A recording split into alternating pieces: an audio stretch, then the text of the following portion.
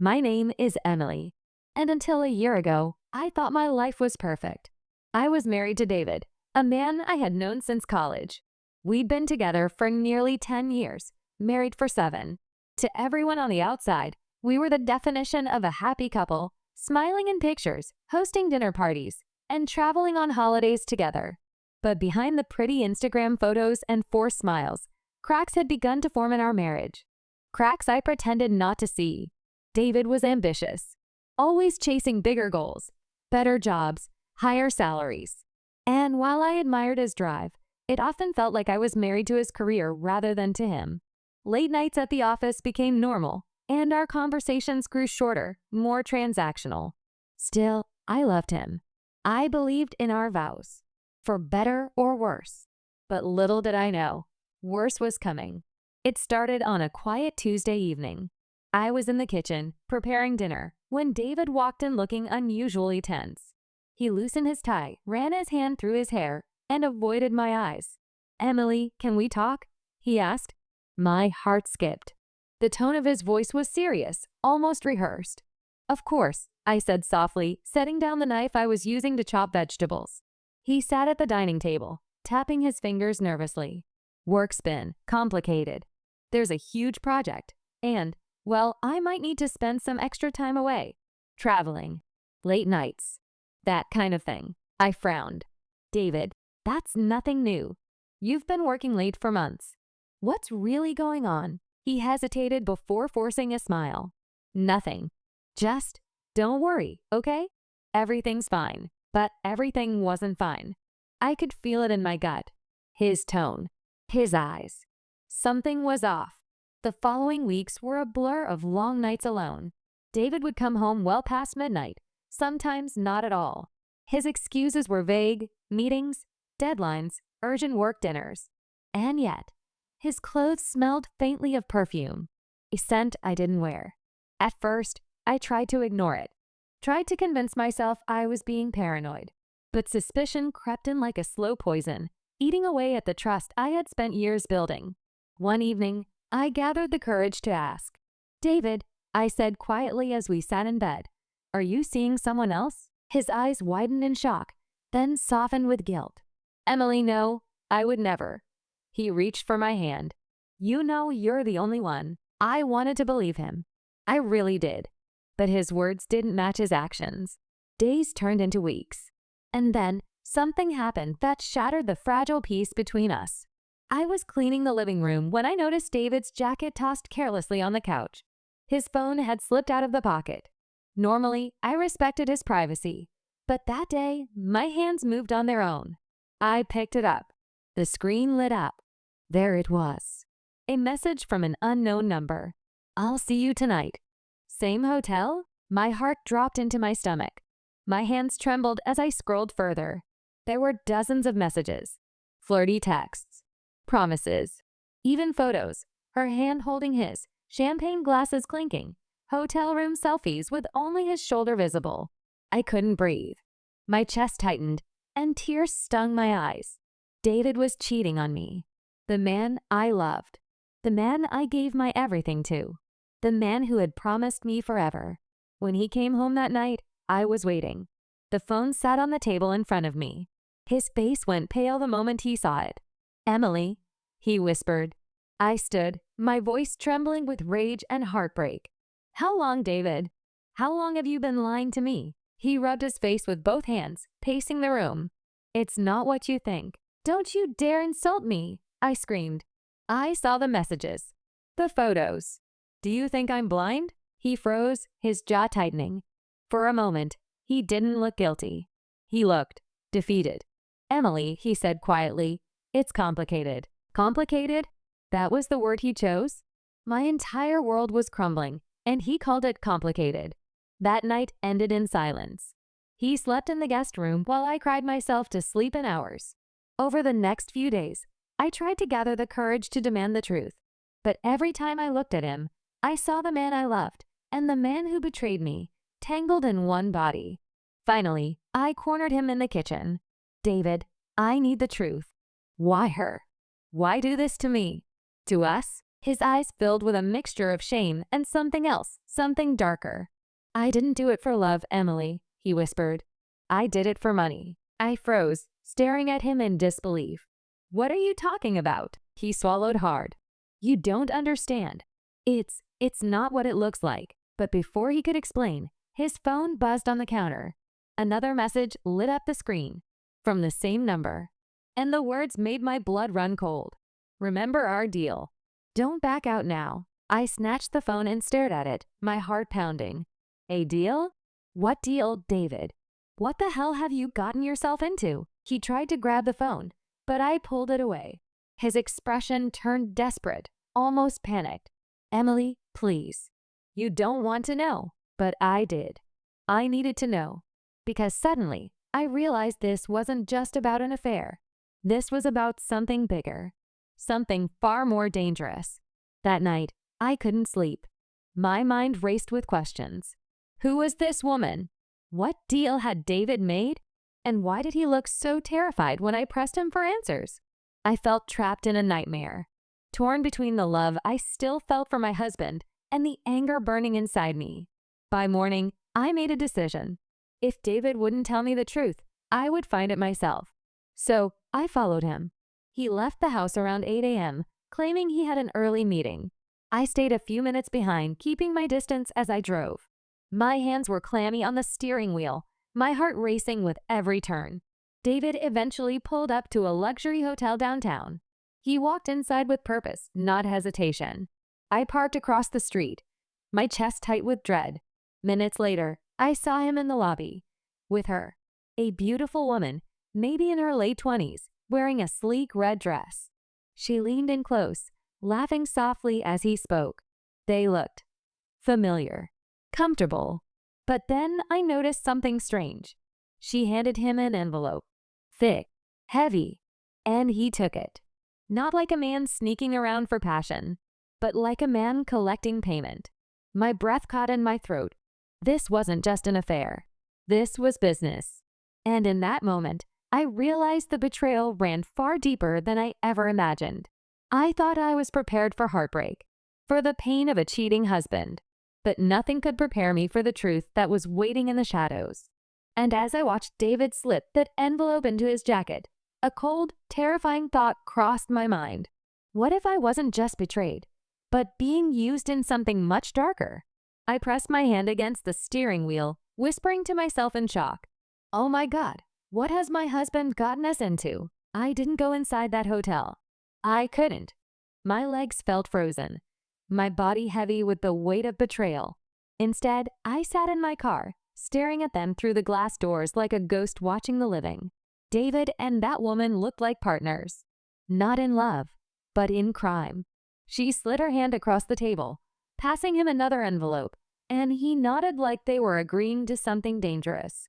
I wanted to scream, to storm inside and expose them both. But something told me not to. Something told me this was bigger than just infidelity. So instead, I drove away. That night, when David finally came home, I acted as though nothing had happened. I cooked dinner, asked about his day, and even laughed at one of his tired jokes. But inside, I was boiling. I needed to know more before confronting him. So, while he showered, I unlocked his briefcase. Inside, beneath stacks of paperwork, was the envelope I'd seen earlier. My hands shook as I pulled it out. I opened it carefully. Cash, stacks and stacks of $100 bills. Tens of thousands of dollars. My breath caught in my throat. What was he doing? Who was paying him? And why was he hiding it from me? Before I could process, the bathroom door creaked open. I shoved the envelope back in, snapped the briefcase shut, and hurried back to the kitchen, my heart pounding in my ears. "Everything okay?" David asked, stepping out with a towel around his waist. I forced a smile. "Yeah, just tired." But inside, I knew I couldn't keep pretending much longer. The next morning, I decided to test him. Over breakfast, I asked casually, "So, how's that new project at work going?" He froze for half a second, just enough to notice. "Good. Busy. You know how it is." "Any travel coming up?" I pressed. He shook his head too quickly. "No. Just the usual grind." He was lying. I could see it in his eyes. I smiled sweetly and said nothing more. But my suspicion was growing into something else, fear. Later that week, I confided in my best friend Rachel. We sat at our favorite coffee shop, the smell of espresso filling the air as I spilled everything, the messages, the hotel, the envelopes of cash. Rachel's eyes widened with each word. Emily, this isn't just cheating. This sounds like something criminal. I know, I whispered, staring down at my untouched latte. But what do I do? I can't go to the police with just suspicions. Then find proof, Rachel said firmly. If he's in some kind of mess, you need to protect yourself. Protect your future. Her words struck me. Protect myself. For so long, I had been focused on saving our marriage, on clinging to love. But what if love wasn't enough anymore? That night, I searched David's office at home while he was out.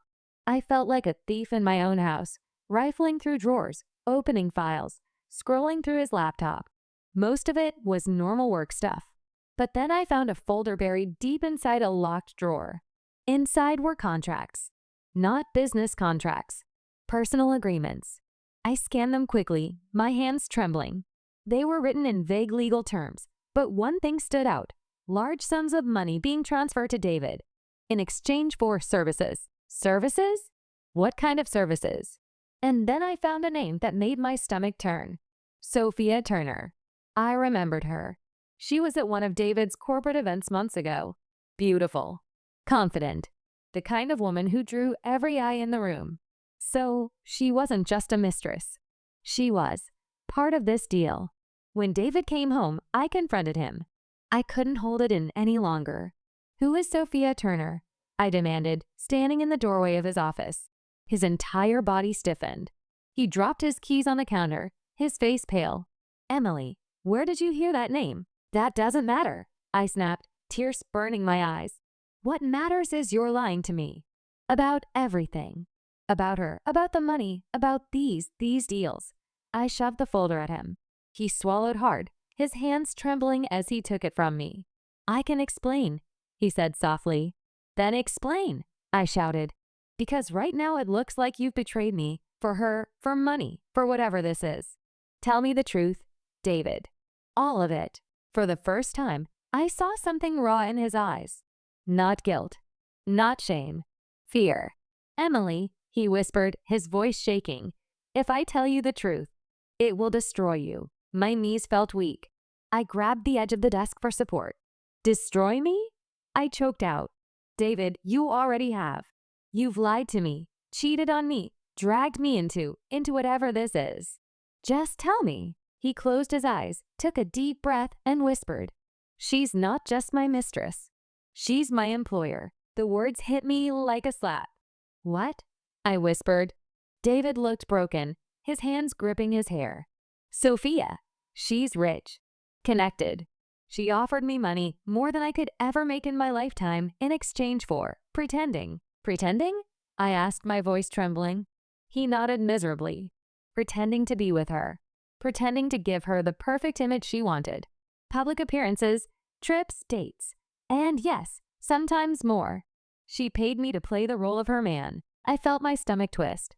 So, you prostituted yourself? He flinched, his eyes watering. It wasn't like that at first. It was supposed to be business. But then it got complicated.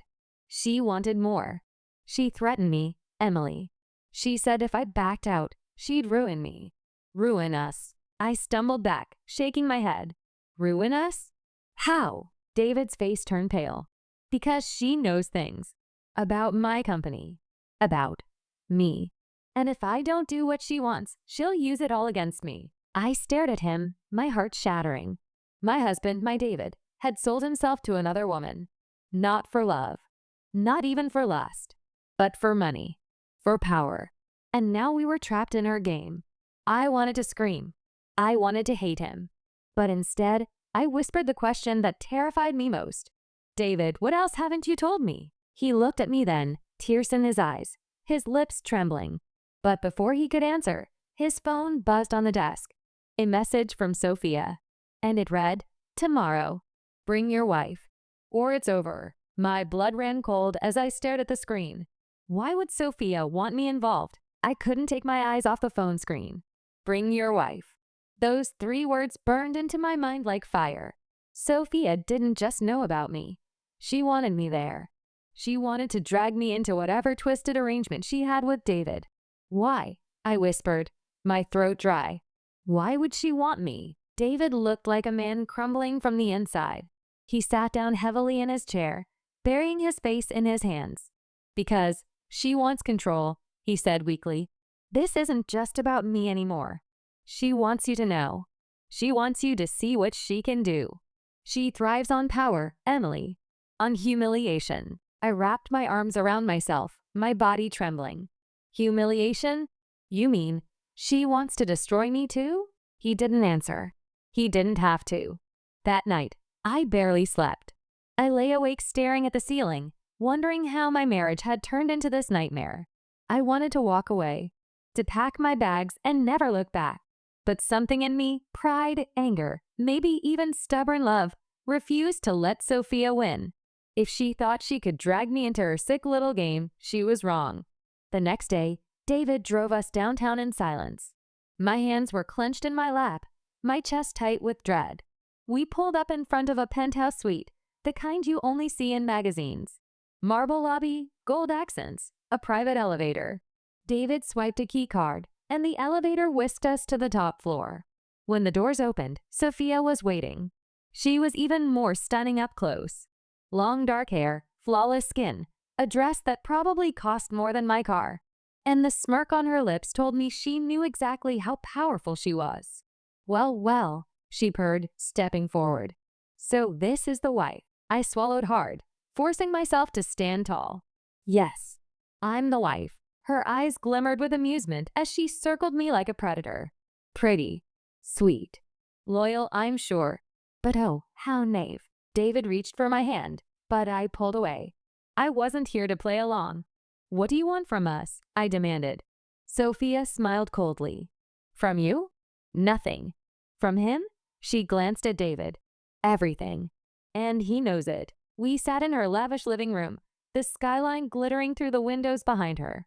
She poured herself a glass of wine, lounging on a velvet sofa as though she owned the world. Emily, she said casually, your husband and I have an arrangement. He gives me what I want, and I make sure he's taken care of. Financially, professionally, even intimately. Her words made my stomach twist. I glared at David, my voice sharp. And you just went along with this? He looked down at his hands, ashamed. Sophia laughed. Don't blame him too much. Men are weak. They'll do anything when the right carrot is dangled in front of them. I clenched my fists. So, what? You pay him to be your toy? Your puppet? Sophia sipped her wine, her eyes glittering with cruelty. Something like that. But now, darling, you're a part of the picture. And I want you to understand exactly where you stand. I leaned forward, my voice steady even though my insides were shaking. And where's that? Her smirk widened. Beneath me. For the next hour, she laid everything out in excruciating detail. How she had discovered David's weaknesses at a corporate event, his desperation for money, his eagerness to climb the ladder. How she had lured him in with promises of wealth and connections. How, piece by piece, she had stripped away his independence until he was entirely hers. Your husband is mine, she said simply, crossing her legs. Not because I love him, not because he loves me, but because he owes me. And now, so do you. I shook my head, my voice trembling with rage. I don't owe you anything. Oh, but you do, she said sweetly. You owe me your silence. You owe me your loyalty. And if you think for a second you can walk away, I'll ruin you both. When we finally left, I felt like I'd been dragged through fire. In the car, I turned to David, my voice shaking with fury. How could you let this happen? How could you let her control our lives like this? He gripped the steering wheel so tightly his knuckles turned white. I didn't have a choice, Emily. She has things on me, things that could destroy everything. I was trying to protect us. Protect us? I snapped. You've destroyed us. Don't you see that? Tears blurred my vision, but I refused to let them fall. Emily, please, he begged. I'll fix this. I'll find a way out. Just Don't give up on me yet. But all I could think was, how do you fix a marriage built on lies? Over the next few days, Sophia's shadow loomed over everything. David was constantly on edge, jumping whenever his phone buzzed. I felt like a prisoner in my own home, waiting for the next command from her to dictate our lives. And then, it got worse. One evening, David came home with a hollow look in his eyes. He sat me down, his voice low. "Emily, she wants more." My heart sank. More of what? He swallowed hard. "She wants me to move in with her. Publicly. To leave you." I stared at him, my whole body going cold. "And what did you say?" He looked at me with tears in his eyes. "I told her no. I told her I'd never leave you." And now, she's furious. I felt a strange mix of relief and dread. Relief that he had chosen me. Dread at what Sophia would do next. And my dread wasn't misplaced. That very night, an envelope was slipped under our front door. Inside was a single photograph, me leaving the coffee shop with Rachel earlier that week. On the back, in elegant handwriting, were 3 words. "I'm watching you." My hands shook as I held it up to David. "What is this?" He looked like he was going to be sick. "It's her. She's sending a message. She wants us scared." Well, it worked, I whispered, my heart racing. That night, I sat alone in the dark, staring at the photo. Sophia wasn't just a mistress. She wasn't just a manipulator. She was dangerous. And for the first time, I realized this wasn't just about saving my marriage. This was about survival. As I tore the photo in half, one thought consumed me. If she wants a war, then she's going to get one. The photograph burned in my mind long after I ripped it to pieces. Sophia had crossed a line. This wasn't about David anymore. She had made it personal. For days, I carried around a knot of fear and anger so tight it was hard to breathe. Every time my phone buzzed, every time the doorbell rang, I jumped. I felt like she was everywhere, watching, waiting for the perfect moment to strike. But one thing had shifted inside me. I wasn't going to let her win. If she wanted a war, she had picked the wrong woman to mess with. I started quietly, carefully. While David was at work, I called Rachel. I needed someone I could trust, someone outside of this twisted mess. "She's not just blackmailing him," I told her in a hushed voice. "She's threatening me now, following me." Rachel's jaw tightened. "Emily, this is dangerous. You need to go to the police." "I can't," I whispered. "Not yet. She has something on David, something big. If I go to the police without knowing what it is, she'll release it, and it'll destroy him. Destroy us." Rachel leaned forward, gripping my hand. "Then find out what it is. If you know her leverage, you can fight back." Her words lit a spark inside me. For weeks, I had been reacting, letting David and Sophia control the narrative. But maybe, just maybe, I could flip the game. The next morning, I told David I was going shopping. Instead, I drove straight to Sophia's building. I parked down the street, slipped on sunglasses, and waited. Hours passed, but finally, Sophia strutted out in her heels, a driver opening the car door for her. The moment the car pulled away, I sprang into action. I followed her up to the penthouse floor, pretending to be on my phone. When a neighbor exited the elevator, I slid in before the doors closed, heart racing. The hallway smelled of expensive perfume and fresh flowers. Her door was at the end, sleek and modern with a digital lock. I knew I had minutes at best. Fishing a hairpin from my purse, I crouched down, praying she wasn't the type to install cameras in the hall. My hands shook, but adrenaline steadied me. The lock clicked open. I slipped inside. The penthouse was like something out of a magazine. White marble floors, glass walls overlooking the city, and art that probably cost more than my entire house. But I wasn't there to admire. I was there to dig. I started with her office. Drawers, filing cabinets, bookshelves. Most of it was just business contracts and fashion magazines. But then I found a locked drawer. Inside was a laptop and a stack of manila folders. My pulse raced as I flipped through them. Photographs. Dozens of them. David at different events. David with Sophia. David signing documents. And then my blood ran cold. Photos of me. At the grocery store. At the park. Sleeping in my own bed. She had been watching me for months. I shoved the photos back, bile rising in my throat. Then I turned to the laptop.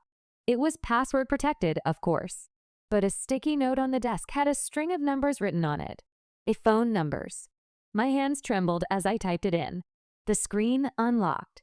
Emails filled the inbox. And what I saw made my heart stop. Sophia wasn't just manipulating David for fun. She was using him for insider information.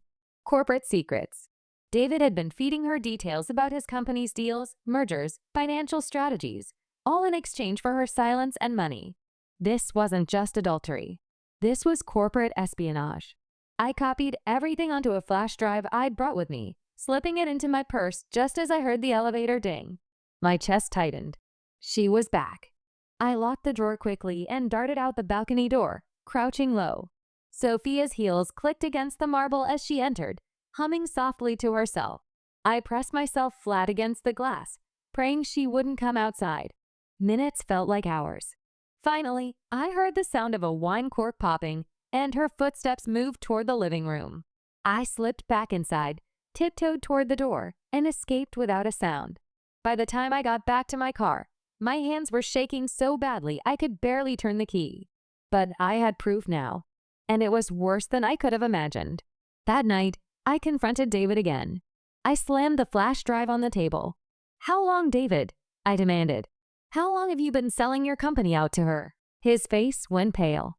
"Emily, where did you? Don't you dare ask me that," I snapped. "I broke into her penthouse, David. I saw the files. I saw everything. You've been giving her corporate secrets.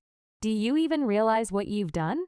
This isn't just betrayal, it's a crime." He ran his hands through his hair, pacing like a caged animal. I didn't have a choice. She cornered me, Emily. If I didn't play along, she would have ruined me years ago. "What could she possibly have on you?" I cried. David froze, his face ashen. "Something from before we were married. Something I thought was buried. But she found out. And she's been holding it over me ever since." I stepped closer, my voice low and sharp. "What is it?" He looked at me then, broken, ashamed. I embezzled money from my old company. Just once. To cover debts. I paid it back, but she found out. And she promised to expose me unless I gave her what she wanted. I staggered back, the room spinning. "So all of it, is because of a mistake you made years ago?" David's eyes filled with tears. "I was trying to protect you. To protect us." I shook my head, my voice trembling. "You weren't protecting me, David. You were protecting yourself. And you dragged me into this hell with you." Before he could respond, his phone buzzed again. Another message from Sophia. "Tick-tock. Tomorrow night. My rules, or the world finds out." David's face crumpled. She's going to expose me. But I wasn't looking at him. I was staring at the flash drive in my hand, my jaw set. "No," I whispered. "She's not. Not if I expose her first." That night, I stared at my reflection in the bathroom mirror, my mind made up. I had spent weeks drowning in heartbreak, betrayal, and fear. But now I had the upper hand. Sophia thought she could control us with her threats. But what she didn't know was that I had her secrets too, and I was ready to use them. I gripped the flash drive tightly, whispering to myself, "Tomorrow, Sophia will finally learn what it feels like to lose everything." The flash drive felt heavy in my palm, like a weapon. For weeks, Sophia had pulled the strings of our lives, controlling David, tormenting me, turning our marriage into her twisted game. But now, I finally had the leverage to fight back.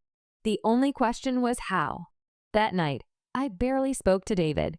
He paced the living room like a trapped animal, muttering about what Sophia might do. But I wasn't listening. I was thinking, planning. By midnight, I turned to him. "Tomorrow, we're not going to her penthouse," I said quietly. He froze. "What do you mean?" "Emily, if we don't, she'll keep doing this forever if we give in again." I cut him off. "The only way to end it is to expose her. To use what I found against her." David's eyes widened. "Expose her? Emily, she's powerful. She has connections. If we go after her, she'll bury us. Then we hit her where she least expects it," I said firmly. "We don't just survive this, we end it." The next morning, I reached out to Rachel again. She wasn't just my friend. She was also a journalist at a small but reputable magazine. Someone who knew how to handle sensitive information. I met her at a cafe, sliding the flash drive across the table. Her eyes widened. "Emily, what is this?" "Everything," I whispered.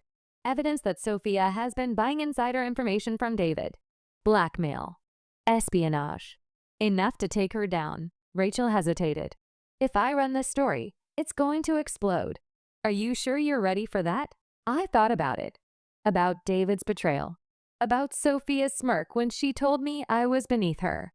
About the photograph she sent to remind me she was always watching. "Yes," I said. "It's the only way." That evening, David and I went to Sophia's penthouse as scheduled. My hands were sweating, but my mind was sharper than it had ever been. She greeted us with her usual smirk, a glass of champagne in her hand. Right on time. Good. I don't tolerate tardiness. David looked nervous, but I stepped forward, my voice steady. "We're not here to play your game anymore, Sophia." Her eyebrow arched. "Oh, and what game do you think you're playing, darling?" "The one where you think you have all the power," I shot back. "But you don't anymore." For the first time, her smile faltered. "What are you talking about?" I pulled my phone from my purse and held it up. "I know everything. The blackmail. The stolen corporate secrets. The money. It's all documented, and I've already given it to someone I trust. If anything happens to me or David, the whole world will know what you've been doing." Her eyes flashed with fury, but she kept her composure. She leaned back against the sofa, swirling her champagne. "Clever girl," she said coldly. "But do you really think anyone will believe you over me? I own half this city. Judges, lawyers, politicians, they're all in my pocket. I could crush you with a single phone call." I stepped closer, refusing to back down. "Maybe. But you can't crush the truth once it's out. And it's already too late." The story's in motion. For a long moment, the room was silent. Then, slowly, Sophia's smirk returned. "You've grown a spine," she said softly. "I almost admire it. But let's see how far you're willing to go." She leaned forward, her eyes narrowing. "Because if you push me, Emily, I will make sure you lose him. Whatever scraps of love you think you have left, I'll burn them to ash." I turned to David, who stood pale and trembling by the window. My heart ached, but my voice was firm. "He already destroyed that himself. I'm not here to save our marriage, Sophia. I'm here to end yours." The fury in her eyes was unmistakable. She hurled her champagne glass against the wall, the shatter echoing through the penthouse. "Get out," she hissed. "Before I decide to end you both myself." We left without another word. The next 48 hours were chaos. Rachel's article dropped like a bomb. Headlines splashed across the internet. Socialite Sophia Turner exposed in corporate espionage scandal. The evidence was undeniable. Emails, financial records, photos. Every detail I'd stolen laid bare for the world to see. The backlash was instant. Sophia's friends in high places distanced themselves overnight. Investigations launched. Lawsuits filed. Her perfect empire crumbled. And for the first time in weeks, I could breathe. But the victory was bittersweet. David was furious at first, pacing our house like a storm. "Do you realize what you've done? She'll retaliate. She'll take me down with her. Maybe you deserve it," I whispered. "You sold yourself to her. You lied to me. You betrayed everything we built together." He flinched, his eyes filling with tears. "Emily, I never stopped loving you. I made mistakes, terrible mistakes, but I thought I was protecting us." I shook my head. "No, David. You were protecting yourself. And I was just collateral damage." The weeks that followed were a blur. Investigators questioned David, but the bulk of the evidence pointed at Sophia. She faced charges that would keep her tied up in courts for years. Her wealth dwindled. Her influence evaporated. But our marriage was broken. We went through the motions at first. Shared meals, silent car rides, nights on opposite sides of the bed. But the damage was too deep. Every time I looked at him, I saw the man who had lied to me, cheated on me, dragged me into hell. And every time he looked at me, I saw the shame in his eyes. One evening, I packed a suitcase. David stood in the doorway, his face pale. "Emily, please don't." Tears blurred my vision, But I kept zipping the bag. I fought Sophia, David. I fought her for me, for my dignity, my safety, my life, not for us. Because there is no us anymore. He stepped forward, his voice breaking. I can change. I can be better. Just give me one more chance. I looked at him then, really looked at him. The man I once loved. The man who had betrayed me beyond repair. And I shook my head. No, you already had every chance. I'm choosing me this time. I walked out that night with nothing but my suitcase and my pride. The world outside felt strange, almost new. For the first time in years, I wasn't Emily the wife or Emily the betrayed. I was just Emily. And maybe that was enough. Months later, I read in the news that Sophia had lost everything. Her fortune gone. Her property seized. Her name ruined. David, too, had resigned from his company under pressure. I didn't know where he ended up. I didn't care. Because by then, I had started rebuilding my life. Slowly. Painfully. But stronger than before. Sometimes, late at night, I think about everything that happened. The lies. The betrayal. The games. And I realized something important. Sophia thought she could break me. David thought I'd always forgive him. But in the end, I was the one who walked away with my power intact. Because the truth didn't shatter me. It set me free. I closed my eyes, breathed deeply, and whispered to myself, never again will I let someone else write my story.